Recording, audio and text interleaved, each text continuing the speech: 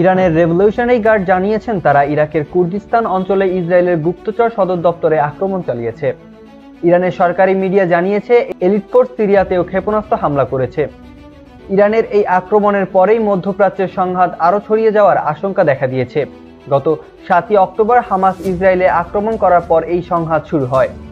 Revolutionary গার্ডের পক্ষ থেকে বিবৃতি দিয়ে ইরাকের কুর্দিস্তান মোসাদের গুপ্তচর সদর দপ্তর ছিল, সেটা ব্যালিস্টিক মিসাইল দিয়ে ধ্বংস করা হয়েছে। রয়টার্স জানিয়েছে তারা এই রিপোর্ট এখনো যাচাই করতে পারেনি। ইসরায়েলের সরকারি কর্মকর্তাদের কাছ থেকে কোনো মন্তব্য তারা পাননি।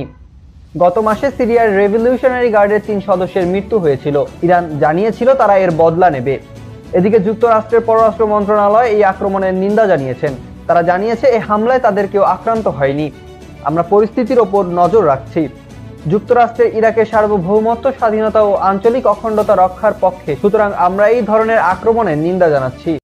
টলিউডের রোমান্টিক নায়ক জিৎ 2011 সালে লখনৌর একটি স্কুল শিক্ষিকা মোহনা রত্নালীর সঙ্গে 7 পাকে বাধা পড়েন এই অভিনেতা।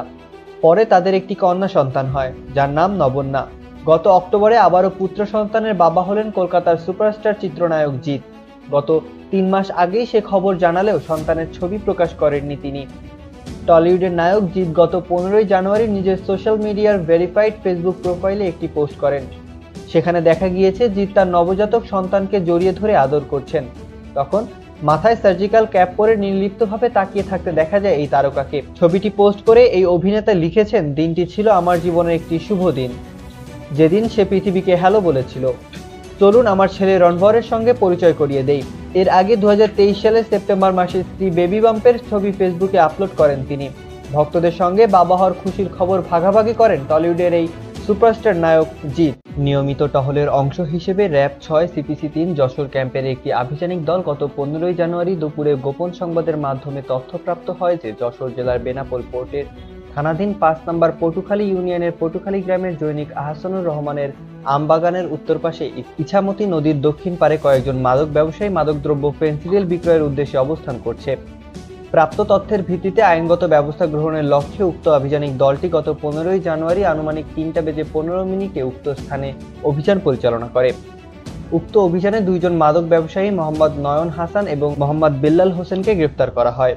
এ সময় উপস্থিত সাক্ষীদের সম্মুখে গ্রেফতারকৃত আসামিদ্বয়কে জিজ্ঞাসাবাদে জৈনিক আহসানুর রহমানের আমবাগানের উত্তর পাশে ইছামতি নদীর দক্ষিণ পার হতে 4টি বস্তায় বিশেষভাবে রক্ষিত 700 বোতল ফেনসিডিল এবং ধৃত আসামিদের নিকট হতে প্রাপ্ত মাদক বিক্রয়ের নগদ 29,500 টাকা উদ্ধারপূর্বক জব্দ করা হয়। গ্রেফতারকৃত মাদক ব্যবসায়ীদের প্রাথমিক জিজ্ঞাসাবাদে তারা জানায়, সীমানাবর্তী এলাকায় বসবাস হওয়ার সুযোগে তারা পরস্পর সহযোগিতায় বিভিন্ন অবৈধ পন্থায় স্বল্প মূল্যে মাদকদ্রব্য ফেনসিডিল ক্রয় বিক্রয় করে যশোর সহ দেশের বিভিন্ন জেলায় বেশি দামে সরবরাহ বা বিক্রয় করা হয়ে থাকে। গ্রেফতারকৃত 1 নম্বর আসামি মোহাম্মদ নয়ন হোসেনের বিরুদ্ধে অবৈধ ভারতের প্রবেশের অপরাধে বাংলাদেশ পাসপোর্ট আদেশে আইনে একটি মামলা চলমান রয়েছে এবং গ্রেফতারকৃত 2 নম্বর আসামি মোহাম্মদ বিল্লাল হোসেনের বিরুদ্ধে বিশেষ ক্ষমতা আইনে একটি মামলা চলমান রয়েছে। জব্দকৃত আলামত ও গ্রেফতারকৃত আসামিদ্বয়কে যশোর জেলা বেনাপোল পোর্ট থানায় হস্তান্তর করা হয় এবং আসামিদ্বয়ের বিরুদ্ধে মাদক আইনে মামলা রুজু করা হয়েছে।